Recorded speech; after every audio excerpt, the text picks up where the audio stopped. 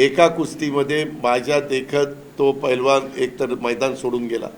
ज्यावेळेस एखादा पैलवान मैदान सोडून जातो त्यावेळेस तो बादच होतो. त्याच्या आधी मोहोळ ज्यावेळेस त्यांनी एक कुस्ती जिंकली म्हणजे फायनलला जायच्या आधी, त्यावेळेस त्यांनी पूर्णपणे चितपट केलेलं आपण सगळ्यांनी त्या ठिकाणी बघितलं.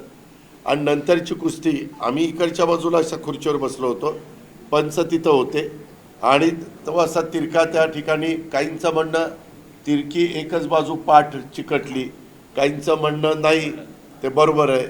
आता पूर्वीच्या काळात आम्ही म्हणजे लहान असताना बघायचो, सादिक पंजाबीला मारुती मानेने सादिक पंजाबीला चितपट केलं, घुटना डाव टाकला, याव केलं त्याव केलं. आता काय झालं ते पॉईंट देतात. म्हणजे ते फार ज्याला जो दर्दी आहे, ज्याला आता नवीन हे नियमाची माहिती आहे, तोच त्याच्याबद्दल सांगू शकेल. आणि त्या पॉईंटवर कुस्त्या त्या ठिकाणी चालतात. पण आता काहीतरी डबल महाराष्ट्र केसरी चंद्रहार पाटलांनी मध्ये आवाहन केलं, त्यावेळेस हा मोहोळ पण म्हणला ठीक आहे मी परत कुस्तीला तयार आहे. आणि तो राक्षेचं काय अजून ऐकायला मिळालं नाही. तर बघू. आणि खेळामध्ये यश अपयश त्या ठिकाणी असतं. आणि आम्हाला असं वाटतं की खेळात क्लिअर रडीचा डाव नसला पाहिजे.